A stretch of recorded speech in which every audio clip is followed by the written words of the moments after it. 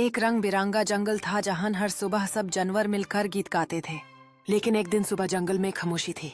न कोई गीत न कोई आवाज। सब हैरान थे। तोता चुप, बंदर उदास, लोमड़ी नींद में थी और चूहा सोच में पड़ा था। तब एक नर्म सी सफेद बिल्ली छुपके से जंगल में आई।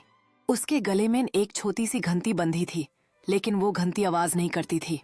बिल्ली ने कहा, मैं वो आवाज वापस ला सकती हूँ, लेकिन सिर्फ उस जानवर को दूंगी जो सबसे ज्यादा शरीफ हो।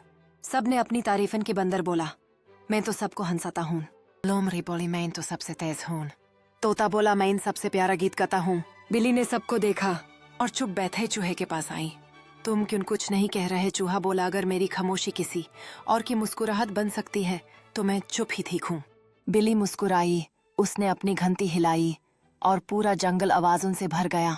सबने मिलकर गीत गाया और जंगल में फिर से फूल, बटरफ्लाई, सितारे और हंसने की आवाज गूंजो थी।